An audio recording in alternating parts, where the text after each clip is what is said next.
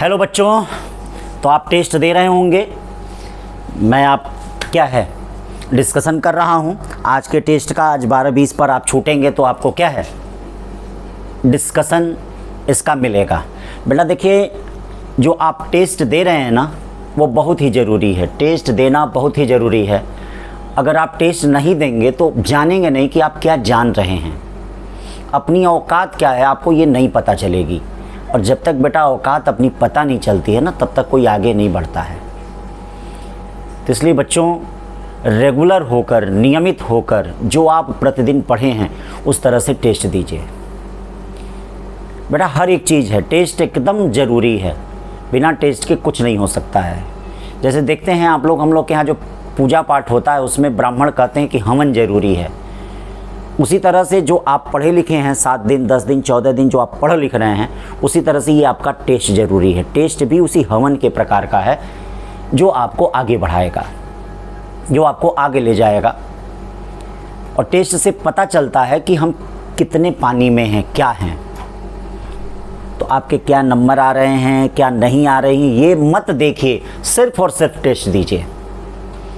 धीरे धीरे वो देखिएगा बेस्ट होने लगेगा। आपको हो सकता है आपके बारे में मालूम है, मुझे आपके कई सीनियर्स, आपके बड़े भाई बहन जिनको मैंने पढ़ाया उनके बारे में जानकारी है कि पहले बहुत कमज़ोर थे लेकिन धीरे धीरे मेहनत करते करते वह क्या है आज आगे क्या है बढ़ गए और सेलेक्ट भी हो गए। बेटा आगे बढ़ने का मतलब, हमारे यहाँ आगे बढ़ने का मतलब क्या, सिलेक्शन।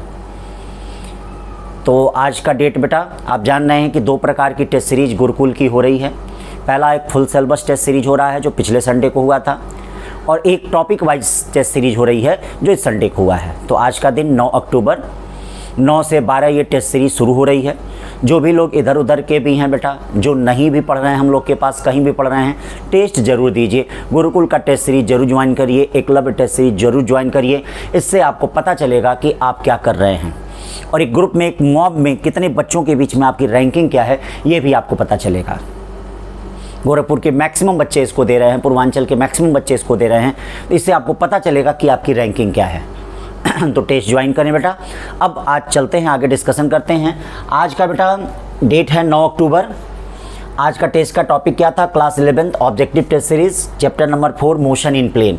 आप जानते हैं कि chapter number 4 motion in plane में एनसीईआरटी में वेक्टर आता है, रिवर बोट प्रॉब्लम आता है, रेन अम्ब्रेला प्रॉब्लम आता है, प्रोजेक्टाइल आता है, सर्कुलर मोशन आता है।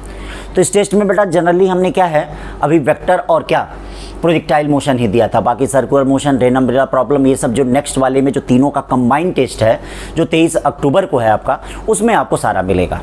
तो चलिए डिस्कशन करते हैं बेटा, शुरू करते हैं। आप लोग भी देखिए, जो क्वेश्चन आ रहा है उसको स्किप कर दीजिएगा, जो नहीं आ रहा है उसको ध्यान से देखिए, कहाँ क्या गलती है उस गलती को सुधार करें। और हर एक क्वेश्चन को देखें। गलती करना ठीक है लेकिन गलती को सुधार करना, ये अगर कोई कर लेता है ना तो ये सबसे बड़ी अच्छी चीज़ है। गलती करना तो ठीक है भाई, सभी लोग गलती करते हैं, लेकिन जो गलती को सुधार कर लेता है ना वह सबसे क्या है आगे आ जाता है। तो इसलिए अपनी गलती को सुधार करें। चले आए, पहला क्वेश्चन स्क्रीन पे आ रहा है आपके। देखिए पहले क्वेश्चन में आप देख रहे हैं कि अभी हम लोग पुराने नीट पैटर्न पे ही कर रहे हैं, जिसमें आपका क्या 1 से 35 क्वेश्चन तक कॉमन है और 36 to 50 में आपको 15 केवल करने हैं। तो पहला क्वेश्चन क्या करा है, the resultant of two force of magnitude P and 2P is perpendicular to P, यानी देखिए P पे परपेंडिकुलर है, then angle between two forces, angle between two force. तो इसका मैंने शॉर्ट कट भी बताया था कि मतलब अगर रिजल्टेंट किसी एक वेक्टर के परपेंडिकुलर होता है तो A + B cos थीटा = 0। जो बच्चे पढ़े होंगे उनको मालूम होगा, ठीक है, जिनको पढ़ाए होंगे हम क्लास में, कहीं बेटा थोड़ा फिजिक्स को याद भी किया करिए। A + B cos थीटा = 0, और नहीं तो इसके लिए फिर पुरानी प्रक्रिया करिए। ये देखिए ये P वेक्टर है और ये देखो इसी पे ये रिजल्टेंट है, ये देखो इसी पे ये रिजल्टेंट है। तो रिजल्टेंट 90 डिग्री बना रहा है, तो 90 डिग्री बना रहा है तो इसका मतलब क्या हो जाएगा, tan अल्फा = क्या हो जाएगा बताइए, tan alpha = B sin theta. B sin theta का मतलब क्या हो गया, 2P sin थीटा अपॉन कितना हो जाएगा, AP + 2P cos थीटा। और ये बताइए tan अल्फा है क्या, tan 90 डिग्री है, tan 90 डिग्री है कितना बेटा, tan 90 डिग्री है। तो अगर ये tan अल्फा tan 90 डिग्री है तो इसका मतलब क्या हो जाएगा, tan 90 की वैल्यू इनफाइनाइट होगी, और इनफाइनाइट होगी तो ये क्या आ जाएगा, P + 2P cos थीटा = क्या हो जाएगा, 2P cos theta upon infinite हो जाएगा। और किसी में भी आप इनफाइनाइट से डिवाइड करेंगे तो इसका मतलब क्या हो जाएगा, p plus 2p cos theta equal to क्या हो जाएगा, ये देखिए 0 हो जाएगा। हो जाएगा, यही मैंने कहा था कि इसको लास्ट में याद लेना चाहिए कि कभी भी रिजल्टेंट वेक्टर अगर किसी एक वेक्टर के परपेंडिकुलर है, क्वेश्चन में देता है, क्योंकि भाई नीट में हमको 45 क्वेश्चन करने हैं, तो बिना याद किए तो आएगा नहीं। जितना आप फिजिक्स के फार्मूलों को याद किए रहेंगे उतना ही आपके आसान होगा। अब जिन बच्चों को मैंने बताया था कि याद करने का रिजल्टेंट अगर परपेंडिकुलर है तो a plus b cos theta equal to 0 तुरंत कर लेंगे इस क्वेश्चन को, मतलब 10 सेकंड भी नहीं लगेगा कि p plus 2p cos theta equal to 0 cos theta equal to -1/2 तुरंत। 10 सेकंड तो मैंने बहुत ज़्यादा बोल दिया, ठीक है, मैंने बहुत ज़्यादा बोल दिया। तो इसीलिए थोड़ा सा ट्रिक भी जानने पड़ेंगे, कुछ ये भी चीज़ें जाननी पड़ेंगी कि शॉर्टकट करें कि कैसे हम 720 में 700 प्लस क्या है ऑब्टेन कर सकें। 700 प्लस, अब मैं अभी ये नहीं बहुत बड़ी चीज़ दिखा रहा हूँ 720, मैं 720 भी कर सकते हैं आप, अच्छा करें भाई और अच्छा करें, लेकिन हाँ 700 प्लस मेहनत के बल पे बहुत अच्छे से किया जा सकता है, बहुत अच्छे से किया जा सकता है। तो ये देखिए कॉस थीटा इक्वल टू कितना हो जाएगा, कॉस थीटा इक्वल टू -1/2, और आप जानते हैं -1/2 कितने, कॉस 120, और इसका क्या होगा 2π/3 होगा, ठीक है। चलो भाई फिर देखो, विच of the following can not be in equilibrium. यहाँ पे देखो आप जानते हैं कम से कम 3 फोर्स अगर क्लोज लूप बनाते हैं तो इसका मतलब वो इक्विलिब्रियम में आते हैं कि नहीं, कम से कम 3 फोर्स। तो ये इसके लिए देखिए होता क्या है कि अगर लार्जेस्ट फोर्स क्या होता है, देखो भैया अगर लार्जेस्ट फोर्स, ये देखना ध्यान देना, लार्जेस्ट फोर्स अगर क्या होता है greater than equal than sum of, sorry greater than sum of all remaining force, sum of all remaining force, then resultant क्या होता है, नेवर जीरो, रिजल्टेंट कभी भी जीरो नहीं होता, नेवर जीरो, ये ध्यान दीजिएगा लार्जेस्ट फोर्स। तो अब ये देखो इसमें लार्जेस्ट फोर्स क्या है, 10 है, तो 10 क्या है, 10 और 15 के सम से कम है। इसमें देखो क्या है, इसमें देखो क्या दिख रहा है, इसमें तो 13 है, ये देखिए 13 है, बाकी रिमेनिंग फोर्स कितने हैं, 4 न्यूटन और 8 न्यूटन। अब बताओ 4 न्यूटन और 8 न्यूटन का सम क्या होगा, 12 होगा। तो ये बताओ लार्जेस्ट फोर्स इससे बड़ा लग रहा है कि नहीं। अगर लार्जेस्ट फोर्स बड़ा लग रहा है तो बच्चा क्या होगा, इसका मतलब क्या होगा, ये इक्विलिब्रियम में नहीं होगा। और लार्जेस्ट फोर्स अगर less than equal than sum of all remaining force होता, less than equal than sum of all remaining force होता, तो इसका मतलब बच्चों क्या होगा, यहाँ पे इक्विलिब्रियम की कंडीशन आती। ठीक, अगला चलते हैं, resultant of A and B कह रहा है। तो देखो बच्चों ए और बी का रिजल्टेंट पूछा जा रहा है आपसे क्या है, तो अब देखते हैं रिजल्टेंट के लिए क्या करेंगे हम इसमें। सबसे पहली चीज़ ये बताओ बेटा, यहाँ 5 5 है, यहाँ देख लो वेक्टर ए और वेक्टर बी के बीच का एंगल क्या है। तो आप देख रहे हैं वेक्टर ए और वेक्टर बी के बीच का जो एंगल है वह कितना दिया गया है। ये देखिए वेक्टर ए, इसको थोड़ा सा आगे बढ़ाते हैं, ये देखिए ये वेक्टर ए और वेक्टर बी के बीच का एंगल, ये इनके बीच का एंगल 60 डिग्री है। कितना है इनके बीच का एंगल, 60 डिग्री। अब इसको इस तरह से बना लीजिए, मतलब वेक्टर बी ये हो गया आपका 5 न्यूटन का हो गया, और वेक्टर ए आपका ये क्या हो गया, 5 न्यूटन का हो गया। ये कितने डिग्री का हो गया बेटा, ये 60 डिग्री का हो गया। कितने का हो गया, 60 डिग्री। आप जानते हैं कि दो वेक्टर अगर एक दूसरे से 60 डिग्री पे हैं तो इनका रिजल्टेंट कितना आता है, 5√3।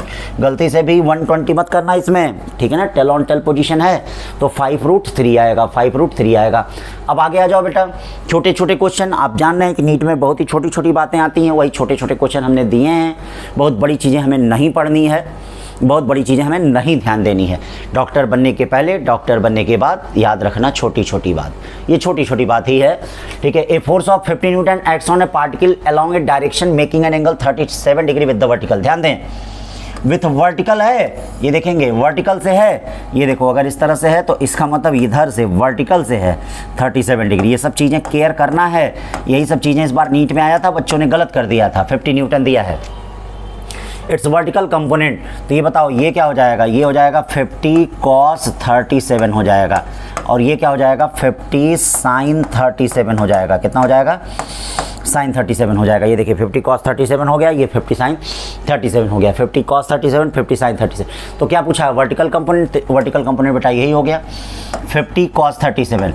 अब cos 37 की वैल्यू आपको पता होनी चाहिए, tan 37 3/4 होता है, तो cos 37 कितना होगा, 4/5 होगा, यानी 50 इंटू कितना हो जाएगा 4/5, और 10 40 है कोई, 40 न्यूटन हो जाएगा। कितना हो जाएगा, 40 न्यूटन इसका आंसर हो जाएगा, ठीक है। फिर चलते हैं इसमें, देखें vector A equal to 2i का plus 3 make angle theta with the x axis. मान लीजिए कोई भी वेक्टर दिया गया है, तो आप जानते हैं कि tan थीटा क्या होता है, tan थीटा होता है y component upon x component. y component कितना है 3, x कंपोनेंट कितना है 2 है, ठीक है भाई। तो इसका मतलब सी वाला ऑप्शन सही हो गया। लेकिन देख लेते हैं क्या sin थीटा cos थीटा में भी है। तो अब आ जाइए ट्रायंगल रूल से, ज़रा देखिए, ट्रायंगल रूल से देखेंगे, ये देखिए ये थीटा है, ये 3 है, ये 2 है, ये कितना हो जाएगा रूट में 3 3 9 2 2 4 यानी 13 हो जाएगा। यानी साइन थीटा की वैल्यू 3/√13 ये भी सही है, कॉस थीटा की वैल्यू 2/√13 ये भी सही है। इसका मतलब कौन सा ऑप्शन सही होगा? डी वाला ऑप्शन इसमें सही होगा। ऑल ऑफ दिस मतलब सब सही है बच्चों। फिर आ जाओ, ये देखो right it in vector form, इसको आपको वेक्टर फॉर्म में लिखना है। क्या करना है इसको? क्यों भाई? इसको वेक्टर फॉर्म में लिखना है। तो ये बताओ थीटा के पास वाला कितना होगा, ये बताना जरा। 20 cos 30 होगा, और थीटा से दूर वाला कितना हो जाएगा ये बताइए, 20 sin 30 हो जाएगा। अब बताइए 20 cos 30 कितना होता है? √3/2 यानी 10√3 हो गया, और ये कितना हो गया? 1/2 यानी 10 हो गया। यानी वेक्टर एफ इक्वल टू, अगर इसको लिखोगे तो क्या लिखोगे? 10√3 आई कैप प्लस 10 जे कैप, 10√3 आई कैप 10 जे कैप। कौन सा है? बी वाला ऑप्शन सही है। कौन सा सही है? बी वाला सही है। फिर चलते हैं बेटा 7वें पे। क्या करा है? The angle between vector A and vector B is 30 degree. ठीक है, इफ़ ए का मैग्नीट्यूड 4 है, बी का मैग्नीट्यूड 6 है, देन ए क्रॉस बी। तो अब आप ए क्रॉस बी जानते हैं बेटा, ए क्रॉस बी का जो मैग्नीट्यूड होता है वह कितना होता है? ए बी साइन थीटा। ये एन कैप होता है, लेकिन मैग्नीट्यूड लिया गया तो एन कैप होगा नहीं। ए की वैल्यू कितनी है? 4, छोटे छोटे। बी की वैल्यू कितनी है बेटा? बी की वैल्यू 6 है। साइन कितना है? 30। साइन 30 कितना होता है? 1/2 होता है। 1/2 यानी 12। कितना आएगा? 12 आएगा। ठीक है ना, 12 भी ना देखते रहना। हाँ 12। चलो भाई, अब what is the value of linear velocity omega 3i cap minus 4j cap r इतना। तो आप जानते हैं कि लीनियर वेलोसिटी क्या होता है? v इक्वल टू क्या होता है बच्चों? ओमेगा क्रॉस आर होता है। क्या होता है? Omega cross r. छोटे छोटे ऐसे क्वेश्चन नीट में बनते भी हैं, एकदम समझ लीजिए पेपर है, इसी तरह के पेपर आपको मिलेगा भी। मतलब यही नहीं मिलेगा लेकिन इसी टाइप का मिलेगा। ऐसा ही क्रॉस प्रोडक्ट, डॉट प्रोडक्ट, ये सब पूछा भी जाएगा। अगर ये जो 50 क्वेश्चन आप लगा ले रहे हैं तो बेटा 1-2 क्वेश्चन पक्के हैं, एकदम पक्के हैं, जैसे आने वाले हैं एकदम पक्के हैं, इसी टाइप के पक्के हैं, ये ध्यान रखिएगा। तो ओमेगा क्रॉस आर, अब ओमेगा क्रॉस आर से आप क्रॉस प्रोडक्ट निकालने आपको आता ही होगा। क्रॉस प्रोडक्ट के लिए आप जैसे करिए, या आई कैप लिख लीजिए, जे कैप लिख लीजिए, के कैप। याद रहे इसमें आर बाद में होता है, टॉर्क में और एंगुलर मोमेंटम में आर पहले होता है। तो अब क्या है? आई जे के कह रहा है, आई जे के। तो आई जे के में क्या है? Omega cross r, omega cross r. तो ओमेगा 3 है, -4 है, एक एक चीज़ छूटे ना, 1 है, यहाँ 5 है, -6 है, 6 है। अब क्या करेंगे भैया? सबसे पहले आई कैप को लिखेंगे, आई कैप लिखेंगे, इसको छोड़ेंगे, इसको छोड़ेंगे। 6 4 जा -24 हो गया। ये देखिए ये क्या हो जाएगा? -6 + 6 हो जाएगा। तो 6 में 24 में से 6 जाता है, इसका मतलब -18 आएगा पहला। अब ये देखने से ही पता चल रहा है, पूरा सॉल्व करने की ज़रूरत नहीं है। ये देखिए -18 वाला एक ही ऑप्शन है, चाहे तो आप ऐसे भी टिक कर सकते हैं, नहीं तो पूरा सॉल्व करिए। -j कैप, जे कैप में क्या होगा? इसको छोड़ते हैं, इसको छोड़ते हैं, ये 18 हो गया और ये -5 हो गया। ये देखिएगा -13 आ रहा है। के कैप में प्लस के कैप में बच्चों क्या होता है? ये देखिए के कैप में क्या, इसको छोड़ा, इसको छोड़ा, 6 3 जा कितना हो गया? -18 हो गया। कितना हो गया? 6 3 जा, ये देखिए 6 3 जा -18, और 5 4 जा कितना हो गया बच्चों? ये देखिए 5 4 जा कितना हो गया? -20, इसका मतलब +20 हो गया। कितना हो गया? +20 हो गया। अब देख रहे हो कि यही वाला ऑप्शन मैच कर रहा है, इसका मतलब यही सही है, 8 का डी सही है। अब आ जाओ भाई 9 वाले में चलते हैं। क्या कर रहा है? A and B are 2 such vectors that A का मैग्नीट्यूड 2 है, बी का मैग्नीट्यूड क्या है? बी का मैग्नीट्यूड 2 है और बी का मैग्नीट्यूड 7 है। A cross B 3i cap plus 2j cap plus 6k cap है। Then angle between A and B, A और बी के बीच का एंगल पूछ रहा है, क्या होगा? ठीक है भैया, ए और बी के बीच का एंगल पूछा जा रहा है कि आखिरकार ए और बी के बीच का एंगल क्या होगा। तो बच्चों फिर ये बताओ ए क्रॉस बी का मैग्नीट्यूड कितना होता है? ये बताओ ए क्रॉस बी का मैग्नीट्यूड क्या होता है? ए बी साइन थीटा होता है। बोलो होता है कि नहीं? अब आप इसका जरा मैग्नीट्यूड ले लो, इसका मैग्नीट्यूड लोगे तो कितना आ जाएगा जरा बताना? 3 का स्क्वायर 9, 2 का स्क्वायर 4, 6 का स्क्वायर 24, 6 का स्क्वायर 24। ठीक है, सॉरी 36। ए कितना है? 2, बी कितना है? 7 साइन थीटा, और ये हमारे ख्याल से हो गया 49 का मतलब 7 और 2 7 साइन थीटा। 7 7 कट गया, साइन थीटा की वैल्यू कितनी आ रही है? 1/2 आ रही है। और 1/2 कितना होता है बच्चों? 1/2 होता है साइन में π/6 होता है। देखो साइन π/6 है, सी ये देखो π/6 की वैल्यू आ गई, आगे के नहीं। तो ये हो गया आपका 10वां क्वेश्चन। चलते हैं 10वां क्वेश्चन। क्या करा बच्चों? 2 कांस्टेंट फोर्स, ये देखिए 2 constant force F1 2i cap -3j cap, ये F1 कितना है 2i cap minus 3j cap plus 3k cap and F2 इतना। Act on the body and displace it from position, कहाँ से कहाँ तक डिस्प्लेस हो रहा है, position R1 equal to position R2 equal to. What is the net work done, सबसे पहले बेटा नेट फोर्स निकाल दीजिए। ये बताइए नेट फोर्स निकालेंगे, दोनों फोर्सों को जोड़ेंगे, 2i कैप आई कैप कितना हो जाएगा 3i कैप हो जाएगा, 3j कैप j कैप कितना हो जाएगा माइनस 2j कैप हो जाएगा, और 3k और 2k कैप कितना हो जाएगा प्लस k कैप हो जाएगा। डिस्प्लेसमेंट कितना हो गया बेटा R2 माइनस R1 हो गया। डिस्प्लेसमेंट कितना करेंगे, देखिए इस वाले वेक्टर को R1 कहेंगे, इस वाले वेक्टर को R2 कहेंगे, तो 7 में से i जाए कितना होगा, 7 में से i जाए तो कितना होगा 6i कैप, 10 में से 2 जाए कितना होगा 8j कैप, और 5 में से 2 जाए मतलब 5 और 2 प्लस 7k कैप हो जाएगा कि नहीं। अब वर्क डन निकालना, तो वर्क डन कितना होता है आप जानते हैं, क्या होता है बच्चों, F डॉट R होता है। क्यों प्यारे बच्चों, F डॉट R होता है। F बताओ क्या हो जाएगा, 6 और 3 कितना हो जाएगा 18 हो जाएगा, 8 और 2 कितना हो जाएगा माइनस 16 हो जाएगा, और ये प्लस 7, ये देखिए 9 जूल है कोई ऑप्शन, हाँ एकदम है 9 जूल, तो ये 9 जूल वाला सही होगा। अब आगे चलते हैं, vector A and B are perpendicular vector, ठीक है देखना ये बहुत इंपॉर्टेंट क्वेश्चन है। Vector A and B are perpendicular vectors and vectors A and vector B, then value of A is. आप जानते हो कि दो वेक्टर अगर परपेंडिकुलर होते हैं तो उनका डॉट प्रोडक्ट क्या होता है बच्चों, 0 होता है। इसका मतलब वेक्टर ए और वेक्टर बी का डॉट प्रोडक्ट क्या होगा 0। ये देखिए vector A dot vector B का डॉट प्रोडक्ट क्या होगा 0 होगा। बोलो भाई 0 होगा कि नहीं, 0 होगा, तो इसका मतलब 5 और 2 कितना हो गया 10 हो गया, 7 और 2 कितना हो गया 14 हो गया, बोलिए, और 3 और -3 और -a कितना हो गया प्लस 3a इक्वल टू क्या हो गया 0 हो गया। ये देखिए 24 हो गया, और प्लस 3a इक्वल टू कितना हो जाएगा 0, या a इक्वल टू -24/3, यानी a कितना हो जाएगा -8 हो जाएगा। तो क्या -8 है कोई ऑप्शन, एकदम है -8, ठीक है ना बच्चों, तो -8 हो गया। अब आगे चलते हैं, projection of vector A along vector B निकालना है। तो अब देखो प्रोजेक्शन बेटा दो क्वेश्चन बनता है, एक वेक्टर फॉर्म में बनता है और एक मैग्नीट्यूड फॉर्म में बनता है। तो मैग्नीट्यूड फॉर्म में क्या होता है projection, vector A dot vector B upon B का मैग्नीट्यूड होता है, ये मैग्नीट्यूड फॉर्म में है। तो हम ऑप्शन से देख के पता कर लेते हैं, ये देखो स्केलर फॉर्म में है। और अगर वेक्टर फॉर्म में पूछता है तो वेक्टर फॉर्म में क्या होता है, vector A dot vector B और वेक्टर बी अपॉन बी के मैग्नीट्यूड का स्क्वायर। याद रखना, इसको देखो, दोनों को ध्यान से देखो, दोनों प्रोजेक्शन है वेक्टर ए का वेक्टर बी पे, ये वेक्टर फॉर्म में है और ये स्केलर फॉर्म में है।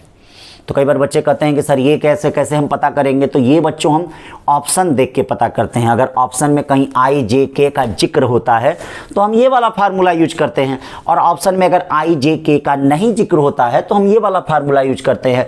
तो अब आ जाओ, यहाँ पे दो vector B A, vector A और वेक्टर बी दिए हैं, तो इनका जरा डॉट प्रोडक्ट ले लो। इनका डॉट प्रोडक्ट ले लोगे तो क्या होगा, आई कितना 4, और ये देखो 2j और 4j प्लस 8, और ये देखो 7 हो गया अपॉन ये मैग्नीट्यूड कितना हो जाएगा भाई, 4 का 16, 4 का 16, 7 का 49, यानी ये 81 हो रहा है, यानी 9 नीचे आएगा, 7 4 11 19, 19 बाई कितना हो गया 9 हो गया, यानी ए वाला ऑप्शन सही होगा। कौन सा सही होगा, ए वाला। अब आ जाओ इसमें देखो, इसमें थोड़ा सा देखो बेटा, ये असर्शन में कह रहा है कि vector A B C coplanar, then A plus B must be 0। तो देखिए बेटा कोप्लेनर हैं, क्वेश्चन मैंने लिखा क्लोज लूप बना रहे हैं, बस ये दिया एक प्लेन में है, ठीक है, कम से कम मेकिंग क्लोज लूप। तो ये थोड़ा सा असर्शन में फॉल्ट लग रहा है। और C always cancel resultant of A and B, C always cancel, तो सी अगर इक्वल होगा ए और बी के रिजल्टेंट के और अपोजिट होगा तब जाके रिजल्टेंट 0 हो सकता है। तो ऐसा कहीं इक्वल वर्ड भी नहीं बोला है, यहाँ पे ऑलवेज वर्ड बोल दिया है, इक्वल भी नहीं बोला है। तो इसीलिए इस क्वेश्चन को हमने क्या है, थोड़ा सा फॉल्ट हो गया है क्वेश्चन में ही, तो इसीलिए मैंने बोनस दे दिया है। अब इस पर कोई डिस्कशन नहीं करने का, क्योंकि ये मे भी मस्ट भी नहीं होता, ये मे भी होता है, मे भी 0 हो भी सकता है, मे और मे नॉट भी हो भी सकता है, ठीक है ना। तो इसीलिए इसको मैंने बोनस दे दिया, छोड़ दीजिए इसको। अब देखिए, if the resultant of n force of different magnitudes acting at a point is 0, then the minimum value of n is. देखिए ये क्या बोला है, डिफरेंट मैग्नीट्यूड की बोला है। देखिए अगर समान मैग्नीट्यूड के होते हैं तो 2 फोर्स कम से कम चाहिए। जैसे इधर से देखो 2 न्यूटन का इधर से लगा दिया और 2 न्यूटन का इधर से लगा दिया ना। अब ये दोनों एक दूसरे के इक्वल और अपोजिट हैं, इसका मतलब क्या होगा, एक दूसरे के इक्वल और अपोजिट हैं। तो अगर समान मैग्नीट्यूड के होते हैं तो 2 केवल आंसर होता, लेकिन डिफरेंट मैग्नीट्यूड के कह दिया तो कम से कम कितना चाहिए, 3 चाहिए कोप्लेनर के लिए। और नॉन कोप्लेनर के लिए कम से कम कितना चाहिए, 4 चाहिए। नॉन कोप्लेनर के लिए कम से कम कितना चाहिए, 4 चाहिए। ठीक है, अब आ जाइए, if the sum of 2 unit vector is unit vector then the magnitude of differences. ये देखिए सम ऑफ 2 यूनिट वेक्टर, ये देखिए a cap plus b cap, ये किसके बराबर है, a कैप के बराबर है, सब यूनिट वेक्टर है। a cap plus b cap का मैग्नीट्यूड आपको याद रखना पड़ेगा, कितना होता है, a cap 2 cos theta by 2 होता है, 2 cos थीटा बाई 2, इसकी वैल्यू कितनी हो गई, 1 हो गई। cos थीटा बाई 2 की वैल्यू कितनी हो गई, 1/2 हो गई। कितनी वैल्यू 1/2 होती है, cos 60, यानी थीटा इक्वल टू कितना हो गया बेटा, 120। पूछ क्या रहा है, डिफरेंस इसके मैग्नीट्यूड का पूछ रहा है। क्या पूछ रहा है बच्चों, इसके मैग्नीट्यूड का डिफरेंस पूछ रहा है, यानी a cap minus b cap का मैग्नीट्यूड पूछ रहा था। a cap minus b cap का मैग्नीट्यूड कितना हो जाएगा बताएंगे, 2 sin थीटा बाई 2 हो जाएगा। sin 60 कितना होता है, √3/2, यानी 2 से 2 कट गया, आंसर क्या आ गया, √3। है कोई ऑप्शन में √3, ये देखिए बी वाला ऑप्शन है। कौन सा है, बी वाला ऑप्शन है। ठीक है ना बच्चों, सारी चीज़ें दिख रही हैं, क्लियर हो रही हैं, एक बार जरा देख लें। हाँ ठीक है, सब क्लियर हो रहा है। अब 15 के बाद आगे बढ़ते हैं बेटों, 16वां क्वेश्चन। देखिए ये सब छोटे छोटे क्वेश्चन हैं और ऐसे ही छोटे छोटे क्वेश्चन आते हैं, वही मैंने आपको टेस्ट में दिया है, इसी में आप जज करिए, इसी में अपने आप को देखिए। और याद रखिए हमेशा हम नीट पैटर्न की पढ़ाई कर रहे हैं, और नीट पैटर्न की पढ़ाई जैसे मान लीजिए जो बच्चे तेज हैं बेटा, उनके लिए तो कोई हमको कोई गाइड नहीं करना है, लेकिन हम ये चाहते हैं कि जो बच्चा कमज़ोर है, जो पढ़ने में बहुत ही कमज़ोर है, जो फिजिक्स में जैसे उसको इंटरेस्ट ही नहीं आ रहा है, वो बच्चा भी अच्छा करे और एक दिन अपने सपने को पूरा करे, परफेक्ट डॉक्टर बने, बहुत अच्छा डॉक्टर बने। तो इसके लिए एक ही तरीका है, छोटी छोटी बातों को पढ़ते चलिए, जैसे जैसे समझाया जा रहा, बताया जा रहा है, उसको लिखते चलिए। ये सब काम कर लेंगे तो आप लोगों के लिए बहुत ही बेस्ट हो जाएगा। अब आ जाओ बेटा, angle a equal to i cap plus j cap, b equal to i cap minus j cap, इनके बीच का एंगल। तो एंगल के लिए आप जानते हो vector a dot vector b equal to क्या होता है, बोलो, ab cos थीटा होता है। अब बताइए cos थीटा कितना होता है भाई, cos theta vector a dot vector b upon कितना होता है, ए बी होता है। बोलो भैया cos theta vector a dot vector b upon a b होता है कि नहीं, तो चलो vector a dot vector b upon कितना होता है, ए बी होता है cos थीटा, तो vector a dot vector b आई कितना, आई 1 जे 1, हाँ 1 में से 1 जाए। ये देखो ये पूरा बी का मैग्नीट्यूड निकालने की क्या जरूरत है, पूरा 0 आया। कितने की वैल्यू 0 होती है भैया, cos 90 की वैल्यू 0 होती है, तो इसका मतलब थीटा इक्वल टू क्या हो जाएगा, 90 डिग्री। थीटा की वैल्यू कितनी आ गई, 90 डिग्री। 90 डिग्री है ऑप्शन में, बी ऑप्शन है। यहाँ जाओ भाई, A particle move in the xy plane, and बहुत इंपॉर्टेंट क्वेश्चन है। A particle move in xy plane influence of a force such that linear momentum, ये देखो linear momentum दिया है, एक constant, the angle between force and momentum. तो आप जानते हो कि अगर मोमेंटम को एक बार डिफरेंशिएट कर दें, क्यों बच्चा, मोमेंटम को अगर एक बार डिफरेंशिएट करते हैं तो क्या मिल जाता है, बोलो क्या मिल जाता है, फोर्स मिल जाता है। बोलो भाई, अगर मोमेंटम को एक बार हम डिफरेंशिएट कर दे रहे हैं तो क्या मिल जाता है, फोर्स मिल जाता है, पक्का फोर्स मिल जाता है। तो चलो भाई जरा मोमेंटम को एक बार डिफरेंशिएट हम कर देते हैं मोमेंटम को, तो फोर्स कितना हो जाएगा जरा बताना, फोर्स एफ इक्वल टू क्या हो जाएगा, डी पी बाई कितना, डी टी। बोलो भाई एक बार डिफरेंशिएट किया जाए, चलिए डिफरेंशिएशन के लिए सब लोग तैयार, हाँ तैयार। इसका डिफरेंशिएशन क्या हो जाएगा, आई के, और कॉस का माइनस होता है, माइनस साइन के टी, क्यों भाई हो गया। इसका कितना हो जाएगा, माइनस जे के, और ये क्या हो जाएगा, कॉस के टी हो जाएगा। ये देखो फोर्स हो गया, फोर्स हो गया, हमको इससे मिला है। एफ और डॉट डी जरा देख लेते हैं, एफ डॉट पी देख लेते हैं। चलो भाई एफ डॉट पी देख लें, इसका इससे मल्टीप्लाई करेंगे, ए का ए से करेंगे, कितना हो जाएगा, ए का ए से ए बाहर ही रख दो भाई। ये देखो आई का 1 हो जाएगा, ये माइनस के साइन के टी, साइन के टी और कॉस के टी हो जाएगा। और ये देखो बच्चों माइनस माइनस प्लस हो गया, ये के कॉस के टी और साइन के टी हो गया, ठीक है ना। ये देखो कट गया, कट गया। ये देख रहे हो दो वेक्टरों का डॉट प्रोडक्ट 0 आ रहा है, बल्ले बल्ले। अगर दो वेक्टरों का डॉट प्रोडक्ट 0 आ रहा है तो इसका मतलब दोनों वेक्टर एक दूसरे के परपेंडिकुलर होंगे, क्यों भाई, दोनों वेक्टर एक दूसरे के परपेंडिकुलर होंगे। अब आ जाओ यहाँ पे देखो फिर क्या कर रहा है, the magnitude of vector A B C are 3, 4 and 5 units vector A plus B is equal to C, then angle between vector A and vector B. तो देखो भैया इनके बीच का आपको ए और बी के बीच का एंगल निकालना है, तो इसको ऐसे भी लिख सकते हो, चाहो तो डायरेक्ट भी कर लो, vector A plus vector B. अब दोनों तरफ जरा स्क्वायर कर दो, चलो भाई दोनों तरफ स्क्वायर कर दो, दोनों तरफ स्क्वायर करो। तो दोनों तरफ स्क्वायर करोगे तो बोलो बच्चों क्या हो जाएगा, सी का स्क्वायर इक्वल टू ए का स्क्वायर प्लस बी का square plus 2ab cos theta. ये तो होता है सी का स्क्वायर इक्वल टू ए का स्क्वायर प्लस बी का square plus 2ab cos theta. अब देखो भैया सी का स्क्वायर इक्वल टू ए का स्क्वायर प्लस बी का स्क्वायर प्लस 2ab क्या हो गया, कॉस थीटा हो गया। देखिए सी का स्क्वायर इक्वल टू ए का स्क्वायर प्लस बी का square plus 2ab cos theta.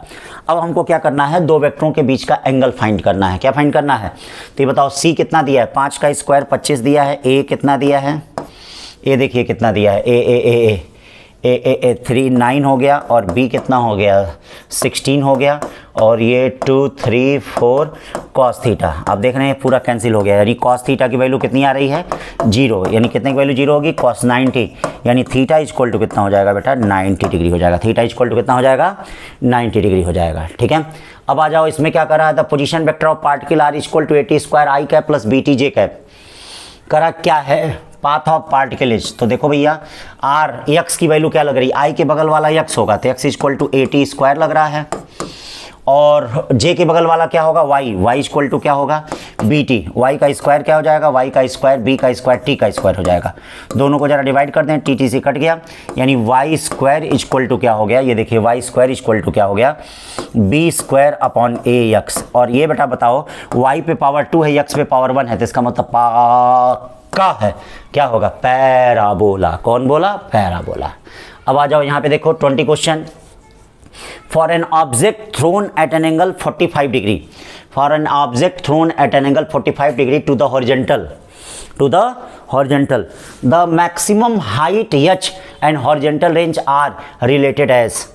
तो ये बताइए 45 डिग्री पे फेंका गया है, तो मैक्सिमम क्या होगा, तो रेंज क्या होगा भैया, रेंज मैक्सिमम क्या हो जाएगा u स्क्वायर बाई जी, और हाइट कितना होगा जरा बताएंगे, u square sine square 45 degree upon कितना हो जाएगा 2g हो जाएगा। अब बोलिए भैया साइन 45 का मतलब 1/2 हो जाएगा, कितना हो जाएगा 1/2 का मतलब 2 ऊपर जाएगा, इसका मतलब r इक्वल टू 4h, पक्का है ना, r इक्वल टू 4h होगा ना, 1/2 2 2 4, हाँ सही, r इक्वल टू 4h, यानी 20 का क्या हो जाएगा c हो जाएगा। Two particles fire at angle 30 degree and 60 degree, then the ratio of their horizontal range. आप जानते हैं कि अगर एंगल ऑफ प्रोजेक्शन कंप्लीमेंट्री होते हैं, मतलब थीटा और दूसरा 90 माइनस थीटा, इसका मतलब रेंज क्या होता है सेम। तो ये देखिए थीटा और 90 माइनस थीटा है तो रेंज क्या होगा सेम होगा, इसका मतलब सी वाला ऑप्शन होगा इसका, ठीक है ना। फिर figure show 4 path of kicked football ignoring the effect of air on the flight, rank the path according to the initial horizontal velocity component highest first. तो ये बताओ, ये बेटा बताओ ये वाला कंपोनेंट कौन सा होता है, ये होता है u साइन थीटा, और ये वाला कौन सा होता है u कॉस थीटा। आप जानते हैं कि u साइन थीटा सबके लिए क्या है कांस्टेंट है, बोलो है कि नहीं कांस्टेंट, सबके लिए कांस्टेंट है, बोलो है।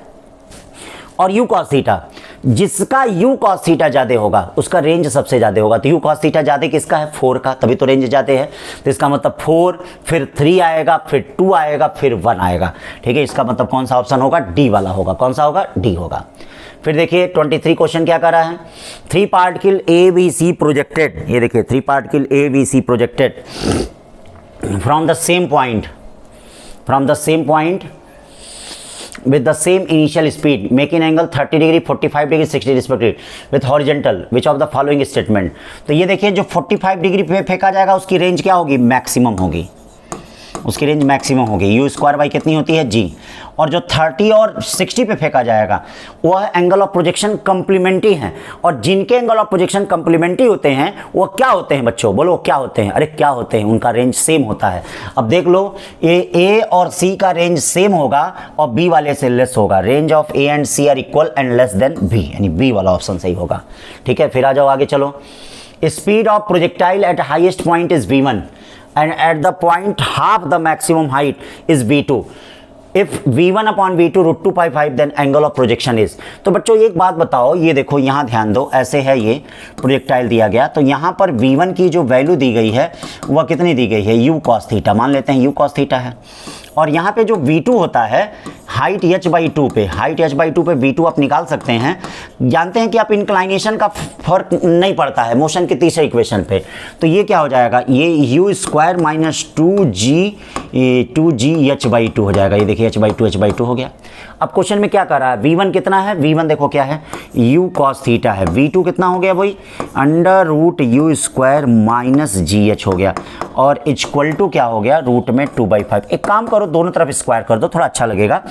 u cos theta, u² cos square theta upon gh, u² minus G, H कितना हो जाएगा, u² sine square theta upon 2g हो जाएगा। g से g को कैंसिल कर दीजिए, एकदम कैंसिल कर दीजिए, और ये देखिए ये 2/5 हो जाएगा। u² से स्क्वायर से कैंसिल कर दीजिए, कर दिए। अब क्या बच रहा, फिर देख लो यहाँ पे क्या बचा, cos square theta upon 1 minus sine square theta by 2। Calculation समझ रहे हैं सब लोग, और ये हो गया 2/5, ये हो गया 2/5। ठीक है, कैलकुलेट करना है, कैलकुलेट करोगे तभी अच्छा होगा। अब देखो 5 का इससे मल्टीप्लाई कर दो, ये हो गया 5 cos स्क्वायर थीटा, 2 का मल्टीप्लाई इससे कर दो, ये 2 माइनस साइन स्क्वायर थीटा हो गया। साइन स्क्वायर थीटा को इधर लेते आओ, 4 cos square theta plus sine square theta क्या हो जाएगा, 1। तो ये देखो 4 cos स्क्वायर थीटा, और यहाँ जो 1 है इसको इधर लेते जाओगे तो कितना हो जाएगा, 1 cos square theta equal to 1/4, या cos theta equal to 1/2, cos theta equal to 1/2, और theta equal to 60 degree, theta equal to क्या हो गया, 60 डिग्री। कैलकुलेशन समझ में आया ना। ये साइन स्क्वायर थीटा इधर ले गए हैं, 5 cos स्क्वायर थीटा को 4 cos square theta plus cos square theta में ब्रेक किए, और cos square theta plus sine square theta 1 हो गया, फिर 1 को इधर ले गए तो 2 में से 1 गया, कितना बचा, 1।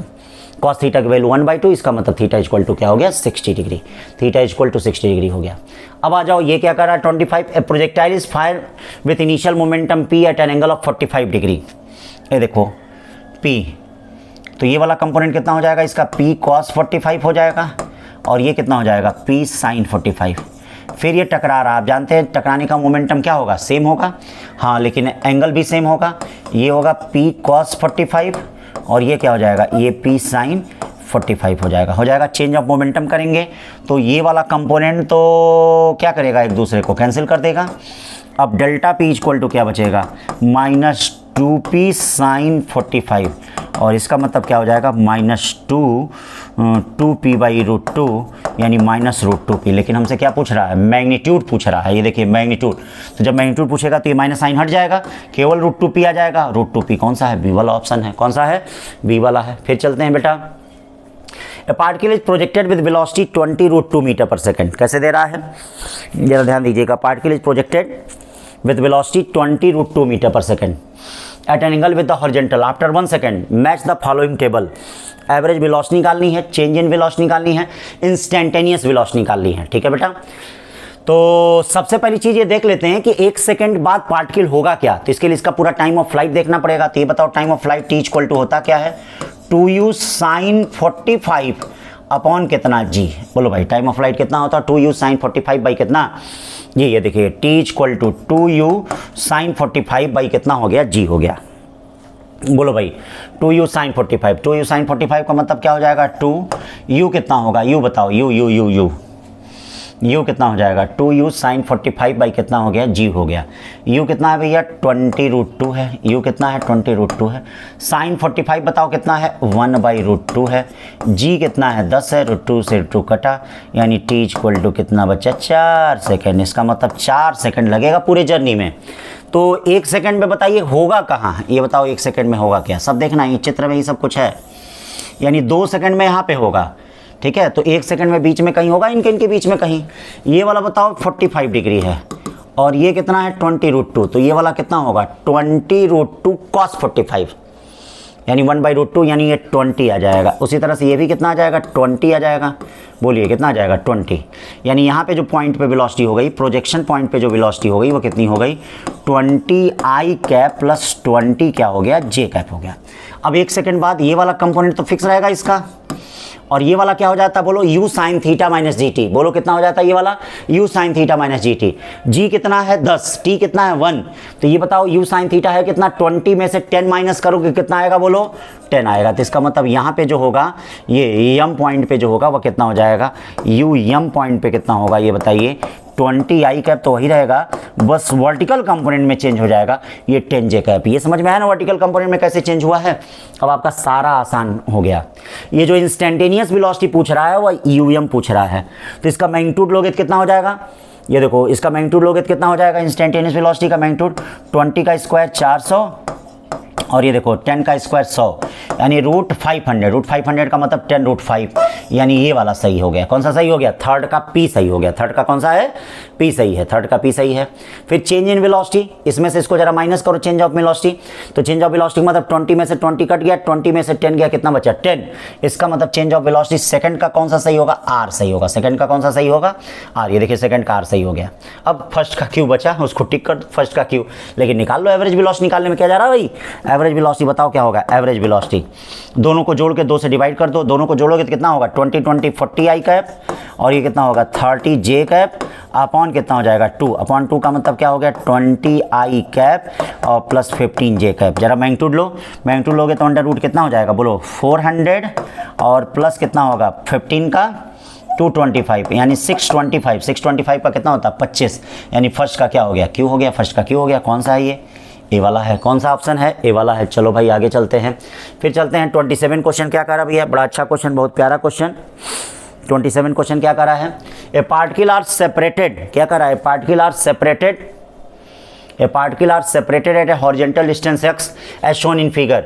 They are projected at the same time as shown in the figure with different initial speed. The time after which the horizontal distance between the particle become 0 is, इसका मतलब हॉरिजॉन्टल डिस्टेंस इनका क्या हो जाएगा। ये देखिए मान लीजिए पार्टिकल यहाँ गिरता है, ये पार्टिकल यहाँ गिरता है, ये हॉरिजॉन्टल डिस्टेंस कितना कवर कर रहा है x1, ये कितना कवर कर रहा है x2।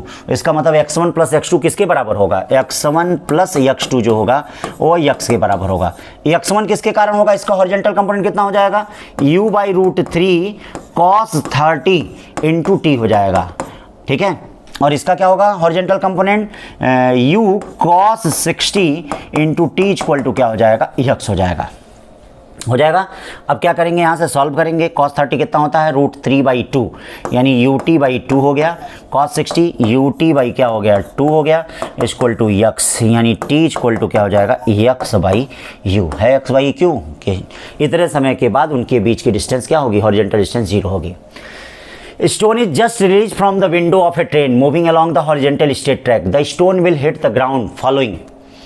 ठीक है, stone hit the ground following. तो ये देखो बेटा क्या होता है, अब ट्रेन से अगर किसी चीज़ को फेंका जाएगा तो ट्रेन के अंदर बैठा हुआ व्यक्ति जो है उसका पाथ स्ट्रेट लाइन देखा है, और जो बाहर बैठा हुआ व्यक्ति होगा उसको उसका पाथ पैराबोलिक लगेगा। तो ऐसा तो लिखा नहीं है कि ये ट्रेन के अंदर से पूछ रहा है कि ट्रेन के बाहर से। जब बेटा कुछ लिखा नहीं होता है तो हमेशा ट्रेन के बाहर वाली चीज़ को, मतलब ऑब्जर्वर कहाँ है, बाहर माना जाता है, ठीक है ना बेटा, ये चीज़ समझना। कई क्वेश्चनों में ऐसा आएगा कि कहीं लिखा ही नहीं रहता किसके रिस्पेक्ट में पूछा गया है। तो जब ये पता नहीं चलता किसके रिस्पेक्ट में पूछा गया है तो इसका मतलब एक बात हमेशा याद रखना, ऑब्जर्वर को बाहर माना जाता है। कहाँ माना जाता है, ऑब्जर्वर को बाहर माना जाता है। तो जब ऑब्जर्वर को बाहर माना जाएगा तो इसका पाथ कैसा होगा, पैराबोलिक होगा। क्या होगा, ठीक। अब आइए, the equation of motion of projectile is इतना, what is the range of projectile.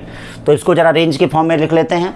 Range के फॉर्म में कैसा इक्वेशन होगा, ये देखिए y = 12x को कॉमन ले लेते हैं तो 1 माइनस कितना हो जाएगा, 1 माइनस x अपॉन कितना हो जाएगा 16 हो जाएगा, ठीक है भाई। अब इसको जरा कंपेयर कर देते हैं, y = x tan थीटा और 1 माइनस x/r से कंपेयर कर देते हैं। तो ये देखिए r की वैल्यू कितनी हो गई 16, यानी 16 मीटर इसका रेंज आ गया। क्या आ गया, 16 मीटर आ गया, ठीक है। चलो आगे चलो भैया। ए projectile motion of modulus of rate of change of speed, modulus of change of, अब बताओ modulus of rate of change of speed क्या होता है। अरे भाई एक्सेलेरेशन के बराबर होता है, किसके बराबर होता है, देख लो। अब क्या है, छोटी छोटी चीज़ें, ये प्रोजेक्टाइल मोशन है, ठीक है भाई, ये प्रोजेक्टाइल मोशन है, ध्यान देना, ये प्रोजेक्टाइल मोशन है। ये देखिए ये ग्रेविटी जी है, मान लेते हैं इसका एंगल ये थीटा है, ठीक है भाई, ये एंगल क्या है इसका थीटा है, ये एंगल क्या है थीटा है। ये वाला कंपोनेंट क्या है इसका, अब बताओ ये कंपोनेंट क्या होगा, जी कॉस थीटा होगा। बोलिए भैया जी कॉस थीटा होगा, क्यों, इसका कंपोनेंट क्या आ जाएगा, जी कॉस थीटा आ जाएगा। तो अब इस कंडीशन में पहले ये बताओ जी कॉस थीटा आ जाएगा, जी कॉस थीटा। अब देखो क्या आ जाएगा बेटा, जी कॉस थीटा आ जाएगा। तो जी कॉस थीटा जाएगा। तो जैसे जैसे ऊपर की तरफ बढ़ रहा है वैसे वैसे थीटा की वैल्यू यहाँ बढ़ रही है। तो आप जानते हैं कि जब थीटा की वैल्यू बढ़ती है तो कॉस थीटा डिक्रीज करता है। याद रखना, अगर थीटा इंक्रीज करेगा तो वैल्यू ऑफ कॉस थीटा क्या है, डिक्रीज करेगा। अब ये बताइए ये क्या लिखा है, modulus of rate of change of speed. Rate of change of speed का मॉडुलस जो होगा वह एक्सेलेरेशन के बराबर होगा, किस कंपोनेंट के, जी कॉस थीटा। तो थीटा तो इंक्रीज कर रहा है यहाँ से यहाँ तक, देखिए थीटा इंक्रीज कर रहा है, लेकिन कॉस थीटा की वैल्यू घटेगी। तो जब कॉस थीटा की वैल्यू घटेगी तो इसका मतलब क्या हो जाएगा, यहाँ पर फर्स्ट डिक्रीज करेगा, फर्स्ट क्या करेगा, डिक्रीज। फिर उसके बाद जब इधर आएगा तो अब इधर क्या हो जाएगा, इधर थीटा की वैल्यू अब डिक्रीज करेगी। तो जब इधर थीटा की वैल्यू डिक्रीज करेगी तो उस कंडीशन में क्या होगा ये बताओ, थीटा की वैल्यू डिक्रीज करेगी तो कॉस थीटा की वैल्यू बढ़ेगी, और कॉस थीटा की वैल्यू बढ़ेगी तो जी कॉस थीटा बढ़ेगा। इसका मतलब यहाँ क्या है, इंक्रीज करेगा। तो यानी first decrease then increase, first decrease then increase. Okay, आगे आ जाओ। Particle A is the projected vertically upward. Another particle B of same mass is projected at an angle 45 degree. Both reach the same height. The ratio of their initial kinetic energy A और B. एक को देखो ऊपर की तरफ ऐसे फेंका गया, ये VA, और एक को ऐसे फेंका गया, ये 45 डिग्री है, 45 डिग्री है, तो इसका नाम VB है। इसका मतलब अगर दोनों समान हाइट तक जा रहे हैं तो आप जानते हैं कि हाइट में वर्टिकल कंपोनेंट रिस्पॉन्सिबल होता है। इसका मतलब दोनों का वर्टिकल कंपोनेंट आपस में बराबर होगा। बोलो भाई, होगा कि नहीं होगा, दोनों का वर्टिकल कंपोनेंट आपस में बराबर होगा। यानी VA इक्वल टू कितना हो जाएगा, VB साइन 45 हो जाएगा कि नहीं। साइन 45 होता कितना है, 1/√2 होता है। तो 1/√2 होता है तो इसका मतलब VA upon VB equal to कितना हो जाएगा, 1/√2। काइनेटिक एनर्जी क्या होता है, हाफ एम VA का square upon half m VB का स्क्वायर, यानी दोनों का स्क्वायर करेंगे आंसर आएगा 1/2। 1/2 कौन सा ऑप्शन है, ए वाला सही है कि नहीं। अब आ जाओ, चलो आगे देखो। Ratio of minimum kinetic energy of two projectile same mass is 4:1। क्या कर रहा है, ratio of minimum kinetic energy of two projectile of same mass is 4:1। कितना है भैया, सेम मास का 4:1 है। The ratio of maximum height attained by them is also 4:1. The ratio of their range would be. तो minimum kinetic energy बताओ होती क्या है, जाए ये पॉइंट ध्यान देना। मिनिमम काइनेटिक एनर्जी कहाँ होती है, हाईएस्ट पॉइंट पे होती है। बोलो, मिनिमम काइनेटिक एनर्जी कहाँ होती है, हाईएस्ट पॉइंट पे। कितना रेशियो है, 4:1। तो हाईएस्ट पॉइंट पे क्या होता है, हाफ mu स्क्वायर, यानी हॉरिजॉन्टल कंपोनेंट का स्क्वायर 1 और अपॉन हाफ mu x2 का होल स्क्वायर कितना है, 4:1। यानी ux अपॉन ux2 कितना हो गया, 2:1 हो गया। ये हॉरिजॉन्टल कंपोनेंट होता है भाई। Half mu square cos square theta होता है, और u कॉस थीटा क्या होता है, हॉरिजॉन्टल कंपोनेंट वेलोसिटी का होता है। ये देखिए निकल गया। अब ये बताइए मैक्सिमम हाइट के लिए क्या कर रहा, मैक्सिमम हाइट के लिए कौन सा कंपोनेंट रिस्पॉन्सिबल होगा, बोलिए, वर्टिकल कंपोनेंट रिस्पॉन्सिबल होगा। कौन सा होगा, वर्टिकल। तो जब वर्टिकल होगा तो इसका मतलब क्या हो जाएगा, uy का स्क्वायर, ठीक है, अपॉन ui2 का स्क्वायर, 2g कट गया सब, ये कितना हो जाएगा, ये 4:1। यानी ये भी कितना हो जाएगा, uy1 upon uy2 equal to क्या हो जाएगा, 2/1। Then the ratio of their range would be, तो रेंज का रेशियो क्या होगा, r1 अपॉन, रेंज में दोनों कंपोनेंट होता है ux1 uy1 अपॉन 2ux2 और uy2। तो यानी ये क्या हो जाएगा, 2 कटा, 2/1 कितना हो गया भैया, 2/1 यानी 4/1। इसमें भी क्या रेशियो होगा, 4/1 हो जाएगा। बहुत अच्छे क्वेश्चन है बेटा, इस बहुत प्यारे क्वेश्चन है। Projectile fire with the initial velocity u at the some angle theta has a range r if the initial velocity be double, देखिएगा इनिशियल वेलोसिटी डबल है, at the same angle of projection, then the range will be। अब बताओ range का formula क्या होता है, range का formula होता है r equal to u square sine 2 theta upon g। ये बताओ साइन 2 थीटा कांस्टेंट है, इसका मतलब रेंज डायरेक्टली प्रोपोर्शनल टू कितना है बच्चा, u स्क्वायर। u को डबल किया जा रहा है, u को क्या डबल, तो u को डबल कर दिया जा रहा है, तो रेंज कितना हो जाएगा, बोलो 4u स्क्वायर, यानी 4 गुना हो जाएगा। कितना हो जाएगा, 4 गुना। है कोई 4 और ऑप्शन है 33 हो गया। 34 देखते हैं बेटा। A boy aims at a bird from a point horizontal distance of 100 metre. The gun can impart a velocity of 500 metre per second to the bullet at what height above the bird must he aims the gun order to hit. ठीक, तो अब एक बात हमेशा बच्चों ध्यान दीजिएगा, सटीक निशाना लगाने के लिए, सही निशाना लगाने के लिए, जैसे मान लीजिए यहाँ पे कोई लक्ष्य है और हमको यहाँ से सही निशाना लगाना है, तो सही निशाना अगर हम इसको डायरेक्ट करेंगे तो ऐसे ऐसे देखिए, ऐसे ऐसे जाते हुए क्या होगा, ग्रेविटी के इफेक्ट के कारण सही निशाना नहीं लगेगा। लेकिन यही अगर यहाँ पे हम निशाना मारते हैं, देखते हैं इसको ऐसे हैं, गन को ऐसे कर देते हैं, तो गन गोली तो निकलेगी लेकिन ऐसा पैराबोलिक पाथ बनाते हुए इसको हिट कर जाएगी कि नहीं। तो ये जो हाइट होती है वह एच इक्वल टू क्या है, आप रट भी सकते हैं, नहीं तो समझ भी सकते हैं, हाफ GT² होती है। मतलब कहा यह जाता है, जैसे हम लोग जब पढ़ाते हैं, पढ़ाए होंगे क्लास में, तो आपको समझाए होंगे कि सटीक निशाना लगने के लिए लक्ष्य से हाफ GT² ऊपर हम निशाना लगाते हैं, लक्ष्य से हाफ GT² ऊपर निशाना लगाते हैं। ये पढ़ाते वक्त मैंने इसको समझाया भी होगा, कहाँ से आया है इसको समझाया भी है मैंने। तो एच इक्वल टू हाफ जी कितना हो जाएगा 10, और टी कितना होता है, यक्स बाई यू होता है। यक्स कितना है भाई, यक्स 100 है, और यू कितना है भाई 500 है। ये देखिए 0 से 0 कटा, स्क्वायर आ गया। ये देखिए 5 बाई कितना हो गया 25, यानी 1/5 मीटर। 1/5 मीटर का मतलब 20 सेंटीमीटर, 20 सेंटीमीटर, यानी कौन सा सही होगा, ए वाला सही होगा। कौन सा सही होगा, ए वाला सही होगा। अब आ जाओ 35, देखो क्या है, a body is projected horizontally with velocity 196 metre per second from height of 400 metre, what is the time to reach the ground. बहुत ही सिंपल क्वेश्चन, ठीक है। देखिए क्या कहा जा रहा है कि एक बॉडी को इस तरह से हम फेंक रहे हैं, कितना 196 मीटर पर सेकंड से, कितने समय में ग्राउंड में पहुंचेगा। तो टाइम क्या होता है, वेलोसिटी से इंडिपेंडेंट होता है, √2h बाई क्या होता है, g होता है, ठीक है ना। टाइम पूछ रहा है, वेलोसिटी से इंडिपेंडेंट है, यानी √2h, h कितना है 400, g कितना है 10, ये क्या होगा 0 कटा, ये कितना आया √80, √80 का मतलब करीब, √80 का मतलब 9 सेकंड, 9 9 81, ठीक है, 9 सेकंड आएगा। कितना आएगा, 9 सेकंड आएगा। फिर देखिए भैया, अब हम लोग सेक्शन बी में पहुंच चुके हैं। सेक्शन बी में 15 क्वेश्चन में हमको 10 क्वेश्चन ही केवल अटेम्प्ट करने होते हैं, तो 15 क्वेश्चन में से केवल 10 क्वेश्चन अटेम्प्ट करने होते हैं बेटा। अब नया सिलेबस क्या होगा, कैसे होगा, ये बात की बात है, लेकिन चलिए इस समय जैसे भी है वैसे चला जाए। बहुत अच्छा question, uniform force 3I cap plus J cap Newton acts on A particle of mass 2 kg, hence particle displace from position यहाँ से यहाँ, द वर्क डन। तो वर्क डन के लिए फिर वही काम करेंगे, वर्क डन के लिए F डॉट क्या लेंगे, R लेंगे। F हमको पता है 3I cap plus J cap, और देखिए डॉट के लिए हम क्या करेंगे, ये 4I में से 2I जाए, 2I बचेगा, और 3J में 3J है ही, 3J है ही,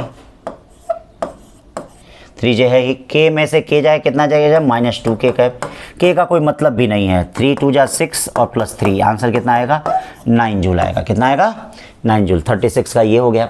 फिर चलते हैं 37, क्या कर रहा है, 2 force each numerically equal 5 Newton, 5 Newton. अब देखिए थोड़ा से इस तरह का क्वेश्चन फिर था, रिपीट, कोई बात नहीं, इसमें एंगल पूछ दिया है। तो अब क्या कर रहा है, find the angle between force. तो एंगल बता करने के लिए अब इसको क्या करेंगे, हम इसको आगे बढ़ाएंगे। ये देखिए आगे बढ़ाती हैं। अब 5 न्यूटन का फोर्स आ गया, 60 है, 180 में से 120 डिग्री होगा। कितना होगा 120 डिग्री होगा, ठीक है ना भाई, 120 डिग्री। ध्यान देना, angle between vector A and vector B 5/3, ये देखिए π/3, ये वेक्टर ए हो गया और ये क्या हो गया वेक्टर बी हो गया, इनके बीच का एंगल कितना हो गया π/3। चलो भाई π/3 हो गया।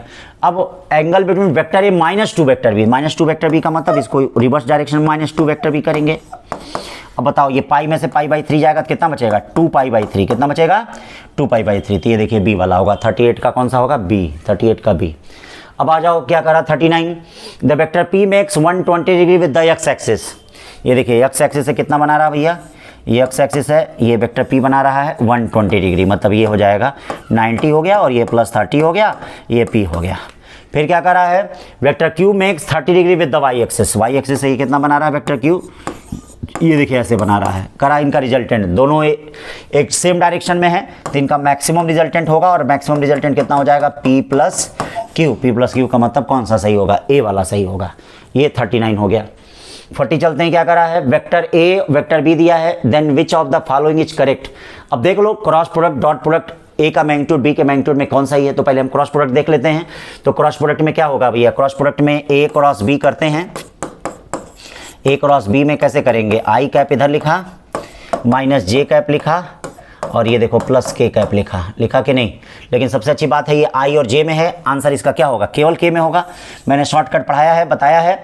अगर वेक्टर आई और जे में दिया है तो आंसर क्या होगा, ये देखिए वेक्टर ए इक्वल टू क्या, -3i कैप। एक मिनट, ठीक है, वेक्टर ए इक्वल टू क्या दिया है, फिर से चलते हैं, vector A equal to -3i cap और +4j कैप दिया है। और बच्चों वेक्टर बी इक्वल टू कितना दिया है, 6i कैप -8j कैप दिया है। अब इनका क्रॉस प्रोडक्ट देखो क्या होगा, क्रॉस प्रोडक्ट क्या होगा, मैंने कहा था के कैप में होगा, ठीक है। आई और जे दिया के कैप में, 8 3 कितना होता है, 24 होता है और -24 होता है। ये देखो कट के 0 हो गया, इसका मतलब पहला ऑप्शन एकदम सही है, एकदम सही है। ए क्रॉस बी 0 है, और अगर ए क्रॉस बी 0 है तो इसका मतलब ये वेक्टर एक दूसरे के पैरेलल या एंटी पैरेलल दोनों हो सकते हैं। पैरेलल भी हो सकते हैं, एंटी पैरेलल भी हो सकते हैं। तो पैरेलल नहीं होंगे, क्यों, क्योंकि ये माइनस प्लस कोऑर्डिनेट में होगा। ये देखो ये वाला कहाँ होगा, माइनस है, ये प्लस, माइनस प्लस कोऑर्डिनेट में होगा ये वाला, आई वाला प्लस माइनस में होगा, तो इसीलिए पैरेलल नहीं होंगे, एंटी पैरेलल होंगे। तो कई बच्चे कहते हैं कि सर ये वाला भी सही है, ना ये वाला नहीं सही है, पैरेलल नहीं, एक इधर वेक्टर बन रहा है, एक इधर वेक्टर बन रहा है, तो एंटी पैरेलल वेक्टर होंगे। अगर एंटी पैरेलल ऑप्शन में दिया होता तो उसको हम टिक कर देते, सही कर देते, एकदम सही कर देते। तो इसीलिए कौन सा है, ए वाला इसमें सही है। अब आइए 41 में, vector A B C such that vector A dot vector B 0 है। तो ये बताओ vector A dot vector B 0 है तो वेक्टर ए और वेक्टर बी एक दूसरे के परपेंडिकुलर होगा, पक्का। ये देखो वेक्टर बी परपेंडिकुलर हुआ। फिर vector A dot vector C 0 है तो इसका मतलब वेक्टर ए और सी परपेंडिकुलर होगा। ये देखो सी 0 ऐसे होगा।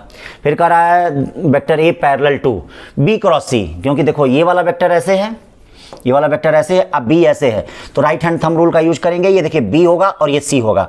अब बी क्रॉस सी आएगा किधर, इधर आएगा। ये देखिए बी क्रॉस सी किधर आएगा, देखिए बी क्रॉस सी इधर आएगा, तो बी क्रॉस सी इधर आएगा, तो इसका मतलब वेक्टर ए पैरेलल टू कितना हो जाएगा, वेक्टर बी क्रॉस वेक्टर सी।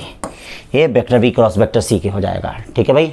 फिर इसके बाद चलते हैं 42, the resultant of vector A cross 0 will be equal to 0 vector. भाई 0 वेक्टर होता है, ए क्रॉस 0 वेक्टर के बराबर होगा। The unit vector represent 0.5i cap -0.8j cap plus C K cap. Then ये बताइए क्या हो गया, 0 ए कैप क्या रिप्रेजेंट कर रहा है, 0.55 कैप और -0.8j कैप और प्लस सी के कैप। तो ये बताओ इसका मैग्नीट्यूड क्या होगा, ए कैप का मैग्नीट्यूड कितना हो जाएगा, अंडर रूट देखो 0.5 का स्क्वायर प्लस 0.8 का स्क्वायर और प्लस सी का स्क्वायर। ये बताइए इसका मैग्नीट्यूड 1 हो जाएगा, 0.5 का स्क्वायर 0.25 0.64 और ये देखिए प्लस सी का स्क्वायर हो जाएगा 1 इक्वल टू कितना हो गया, 1 का स्क्वायर 1 हो गया, 0.25 और 0.64 कितना हो गया,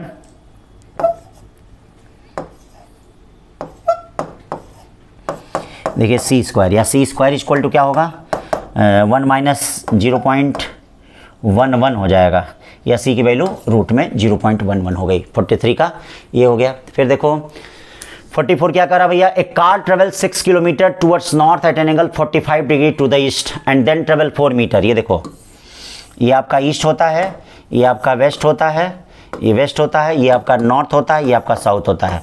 तो 4 मीटर किधर चल रहा है, कार 45 डिग्री पे चल रहा है। ये देखिए यहाँ से 4 मीटर चला towards north at an angle 135 degree to the east. अब देखो ईस्ट से 135 डिग्री का मतलब किधर, ऐसे, यानी ये हो गया। फिर ये 4 मीटर ऐसे चल रहा है, ये देखो ये, यानी ये भी 45 डिग्री पे एक तरह से चला, ये 90 यहाँ से ऐसे चल रहा है, ये 4 मीटर और ये 4 मीटर ये हुआ। तो व्हाट इज द डज, अब इसके लिए कई तरीके हैं, चाहिए तो राइट एंगल ट्रायंगल बन गया, उस तरह से भी कर सकते हो, तुरंत आंसर आ जाएगा। ठीक है भाई, देखो तुरंत आंसर आ जाएगा। 4 मीटर है, एक 4 मीटर है, शायद एक 6 मीटर है बेटा, ये देखो एक 6 मीटर है, एक 6 मीटर है, एक 4 मीटर पहला है और बाद वाला कितना है 1 मीटर, गड़बड़ हो गया क्या, सॉरी, ये 6 मीटर है और ये 4 मीटर है। तो आप चाहो तो डायरेक्ट भी कर सकते हो, इनके बीच का एंगल 90 डिग्री आ रहा है, तुरंत आंसर आ जाएगा, ये वाला आएगा √52। और नहीं तो इसको 2 कंपोनेंट में तोड़ सकते हो कि एक सारा RX एक साथ ले लो, RX का एक साथ ये वाला कंपोनेंट कितना हो जाएगा बोलो, ये होगा 6 cos 45, क्या हो जाएगा 6 cos 45। ये वाला इसका कंपोनेंट तोड़ोगे तो बेटा क्या हो जाएगा 4 cos 45 हो जाएगा। तो ये माइनस क्या हो गया 4 cos 45, ये देखो 4 cos 45 और ये कितना हो गया 2 cos 45 आई कैप हो जाएगा। 2 cos 45 का मतलब 1/√2, यानी √2 क्या हो गया आई कैप हो गया। सिमिलरली RY ले लो, इसका RY क्या होगा, इसका RY क्या हो जाएगा 6 sin 45 क्या हो जाएगा J कैप, और इसका RY कौन सा होगा, ये होगा +4 साइन 45 क्या हो जाएगा, जे कैप। ये देखो 6 4 10, 10/√2, 10/√2 जे कैप, या 10/√2 का मतलब 5√2 क्या हो गया, जे कैप। अब रिजल्टेंट वेक्टर निकालना है, तो ये देखिए वेक्टर आर को ऐसे लिख सकते हो, कैसे लिख सकते हो वेक्टर आर को, वेक्टर आर को लिख सकते हो √2i कैप, और ये देखो ये 5√2 जे कैप। इससे जानते हो क्या होता है, इससे एंगल ओंगल बड़े आसानी से निकल जाता है। अब आप आर का अगर मैग्नीट्यूड निकालें तो क्या निकलेगा, बोलिए आर का मैग्नीट्यूड कैसे निकालेंगे, √i का कोफिशिएंट 2, इसका कोफिशिएंट 25 दूना 50, ये देखिए क्या हो गया, √52 आ गया। और डायरेक्शन के लिए tan थीटा क्या होता है बेटा, tan theta y component upon x component. ये देखो y कंपोनेंट कितना हो गया 5√2, x कंपोनेंट कितना हो गया बच्चों √2, कटा theta equal to tan inverse 5। इसका मतलब 44 का कौन सा हो गया, C। फिर चलते हैं 45 पे, देखो क्या कर रहा है, ए projectile is given an initial velocity i कैप प्लस 2 जे कैप। ये देखो u इक्वल टू क्या दिया है, i कैप प्लस 2 जे कैप। इसका मतलब u cos थीटा कितना हो गया 1, u sin थीटा कितना हो गया 2, tan थीटा कितना हो जाएगा 2। अब कह रहा है the equation of its trajectory. Equation of trajectory क्या होता है, y equal to x tan theta, बोलिए -12 g x square upon u square cos square theta होता है। ये बताओ y equal to x tan theta कितना होगा 2 -12 g कितना हो जाएगा, g कितना होगा, g 10 होगा, x स्क्वायर होगा, u cos थीटा कितना हो जाएगा, ये बताइए u cos थीटा 1 हो जाएगा, 2 से कितनी बार गया 5। अब y equal to 2x - 5x square, कौन सा ऑप्शन है, बी वाला है, ठीक। फिर इसके बाद देखिए 46, two projectiles are projected in air with speed v0। देखिएगा स्पीड v0 है, स्पीड कितना दिया है v0 दिया है, ये देखो speed v0 at angle θ1 θ2 both acute to the horizontal spectrum. If the height reached by the first particle is greatest than that of second, then tick the right. इसका मतलब क्या होगा, पहले वाले का y कंपोनेंट दूसरे वाले के y कंपोनेंट से ज़्यादा होगा। अगर हाइट ज़्यादा है, इसका मतलब अगर हाइट ज़्यादा है h1 is greater than h2, तो इसका मतलब इसका uy1 is greater than uy2 होगा। तो चूंकि वेलोसिटी सेम है, तो इसका मतलब θ1 इज ग्रेटर देन पक्का θ2 होगा। और अगर y कंपोनेंट ज़्यादा है तो इसका मतलब पक्का कि उसका टाइम ऑफ फ्लाइट भी ज़्यादा होगा, क्या होगा।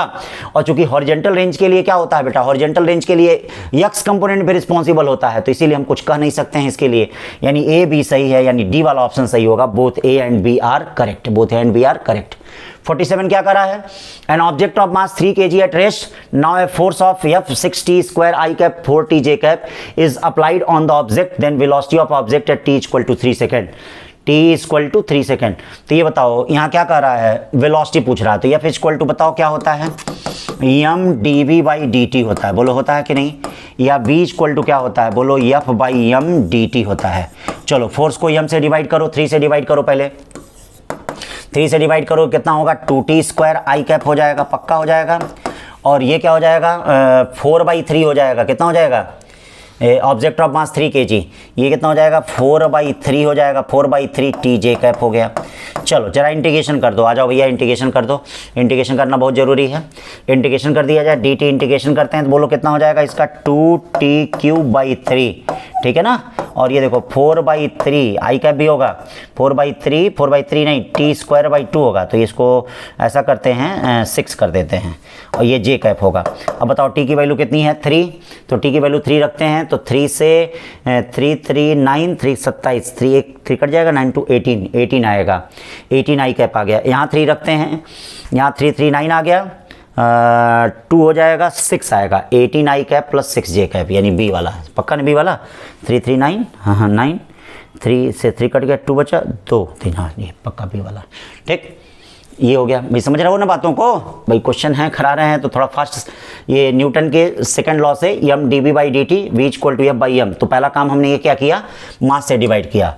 अब फिर जब इसको इंटीग्रेट कर देंगे तो ये देखिए हमको ये वेलोसिटी निकल जाएगी। और फिर हमने क्या किया, ये t इक्वल टू 3 सेकेंड को बेटा यहाँ पे रख दिया, तो 18 I कैप प्लस 6 j कैप आया। फिर आगे चलते हैं, a particle move on XY plane according to rule x equal to a sin omega t, y equal to a cos, the particle follow, तो x equal to a sin omega t, इसको क्या लिख सकते हो, x/a equal to क्या लिख सकते हो, sin omega t, y equal to a cos omega t को y/a इक्वल टू क्या लिख सकते हो बच्चों, cos ओमेगा t। चलो दोनों को स्क्वायर करके ऐड कर दो, x square upon a square plus y square upon b square, sorry A square equal to sine square omega T plus cos square omega T 1। ये क्या बचा, X square plus Y square equal to A का square, यानी कौन सा path हो गया, circular path. क्यों, क्योंकि ये सर्कल का इक्वेशन है। फिर चलते हैं भैया 49। ए particle of mass m projected with velocity v making an angle 45 degree with the horizontal when the particle lands on the level around the magnitude of change of its momentum. Change of its momentum x है, ये देखो y axis है, ये देखो u velocity से फेंका गया तो ऐसे टकराया, तो चेंज ऑफ मोमेंटम कितना हो जाएगा, डेल्टा p इक्वल टू यहाँ और यहाँ -2mv cos 45 sorry sine 45 sign 45 1/√2 होता है, यानी -√2mv। लेकिन हमको क्या लेना है, मोमेंटम का मैग्नीट्यूड लेना है, तो माइनस गायब हो जाएगा, केवल √2mv आएगा, और √2mv कौन सा है, ए वाला है, 49 का ए।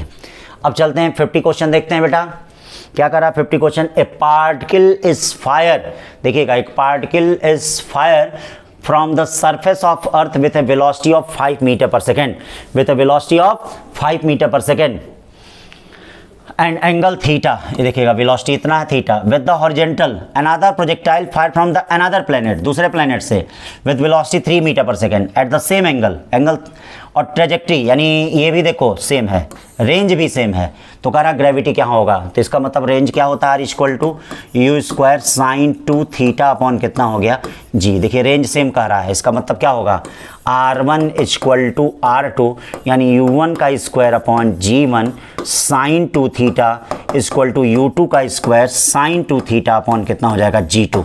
साइन 2 थीटा कैंसिल हो गया, U1 का स्क्वायर अपॉन U2 का स्क्वायर G1 बाई G2, यानी G2 इक्वल टू बोलिए कितना हो जाएगा, G1 U2 का स्क्वायर अपॉन U1 का स्क्वायर। चलिए भाई सब कुछ मालूम ही है, U2 पता है, G1 पता है, U1 पता है, सब रख दीजिए, आंसर आएगा ए। तो इस तरह से बच्चों ये 50 क्वेश्चनों का डिस्कशन हो गया। आज 9 अक्टूबर को जो टेस्ट हुआ था उस टेस्ट का मैंने डिस्कशन कर दिया। बच्चों अगले टेस्ट में आपका सब कुछ motion in straight line, unit dimension, projectile, river boat problem, circular motion सब मिला के आ रहा है नेक्स्ट टेस्ट में 23 अक्टूबर को। फिर ये टेस्ट होगा 23 अक्टूबर के। उसके पहले वाला जो संडे है बेटा फुल सिलेबस टेस्ट है बेटा। टेस्ट में अपनी रैंक को, टेस्ट में अपने पोटेंशियल को, टेस्ट में अपने जलवे को हमेशा बरकरार रखना है, अपने आप को बरकरार रखना है और हर टेस्ट बेस्ट करना है। कभी बेटा हार नहीं मानना है, हर टेस्ट में बेस्ट रखना है। जितना ही टेस्ट बेस्ट रखोगे बेटा उतना ही अच्छा आएगा। ठीक है बेटा, तो आज के लिए बस इतना ही। Thank you so much.